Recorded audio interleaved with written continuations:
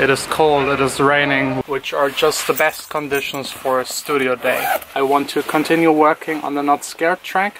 It is pretty advanced, but there's one major thing that is bothering me that I discovered over the weekend listening to it at home with headphones. I still need to place all of the elements in the stereo field. Some of them are just mono, I need to make them wide.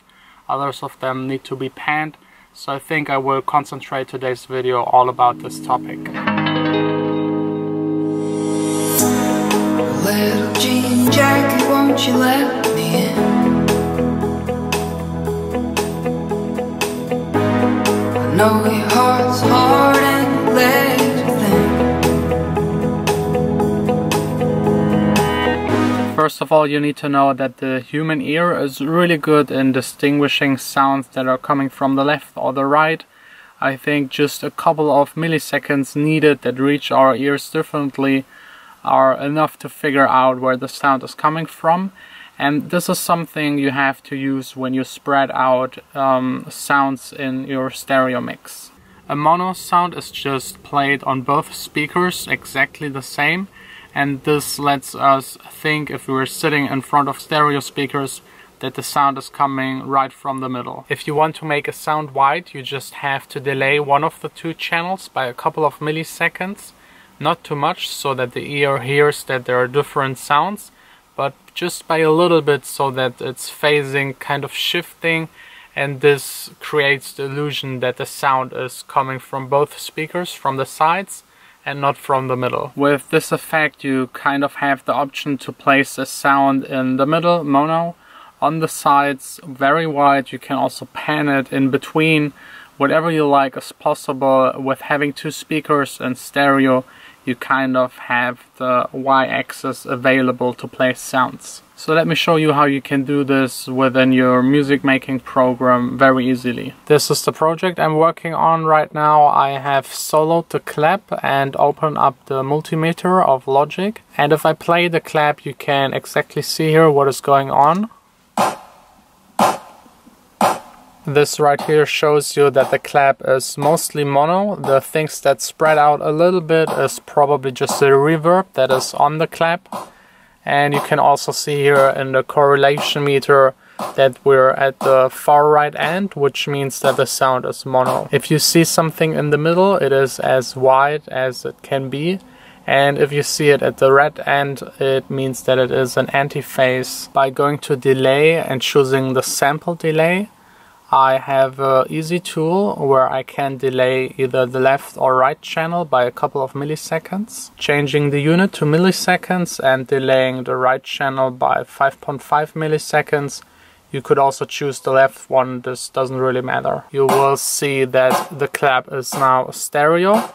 It is way more spread out, and I'm quite lucky it is exactly in the middle of the correlation meter, which means this is as wide as you can push things in the stereo field. Depending on the sound, you might have to add more milliseconds of delay to one of the channels. If you go too far, you will immediately hear that you will hear the left and right channel separate instead of wide, or you might even go so far that you will hear one channel and then the other one, and it's like going back and forth like a tremolo. It might happen that your sound gets panned to one side by delaying it, but you can just bring it back by manually panning it into the opposite direction. I'm using this way mostly on clap sounds and hi-hats. If I want to get main elements, synth sounds, guitars or pianos wide, I'm actually using something else that sounds a little bit more natural. Let's solo the guitar. As you can see, it has a little bit of width to it, mostly because of the reverb that is already on it. But I want to make it really wide to have more space in the middle for the vocals. So I'm choosing Waves as one. It's a very simple plugin. You just push the width up all of the way and the sound will get a bit wider. It's a way more subtle way to spread things, and it's just perfect for sounds that are more in the mid-range of the frequencies. If you don't have the S1 imager, you can also use the direction mixer that comes with Logic.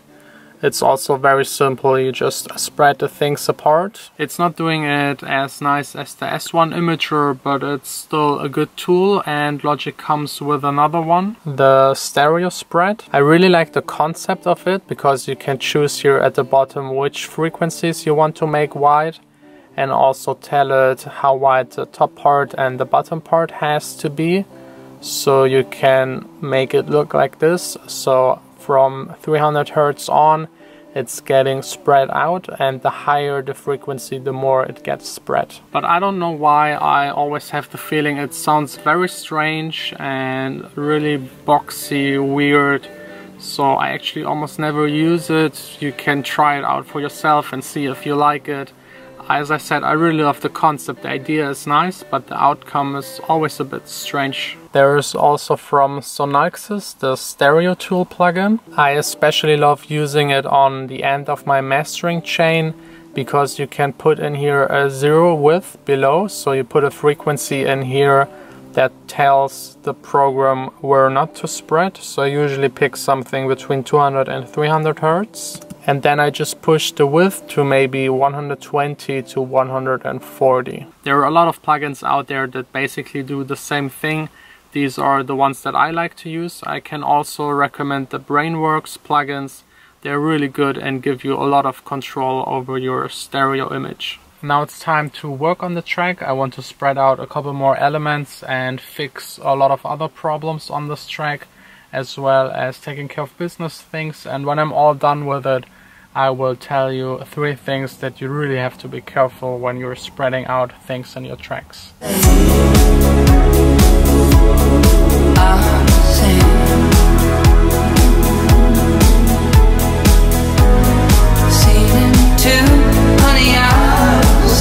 I'm all done with work. It's now 7:30. And let's talk about the things you shouldn't do when you spread out things in your stereo mix. Don't overdo it with the effect. Wide mix can sound really nice, but if you make all of the elements wide, you will have nothing left in the middle.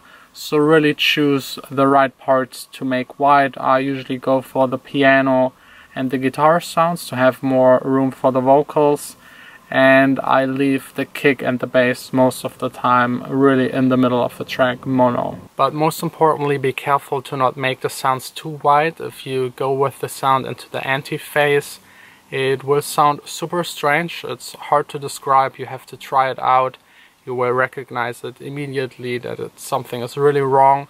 And the worst is if you play it back, for example, on your phone, which is a mono speaker, you will not really hear the things that are in anti-phase. The frequencies cancel out each other and the sound will drop a lot in volume or maybe even disappear completely. And since you're putting so much effort into mixing your tracks, it would be just really sad having one element disappear in a club or on a small boombox just because you didn't check it if it's mono compatible. Compatible. I got really great news from my management. It seems like SoundCloud got hacked or something like that. My password needs to be changed, and because I'm using the same password on all of my platforms, I will now head back home and spend the evening changing all of them. It stopped raining, but it's now even colder and really dark, and filming in the dark is really not the best thing with my camera. I'm back at home, done with dinner and watching the first part of Matrix, one of my favorite movies of all time. And I was thinking about giving you 3 examples. One of a clap in mono, one of it in stereo as wide as you can do it, and one that is completely in anti-phase, and then a 4th one in anti-phase and in mono again, so that you can compare those 4. I will put a link down below where you can listen to the file, and the rest of the night consists of changing passwords. If you have any suggestions for a good low light camera, let me know, then I don't have to film only when I'm passing by windows.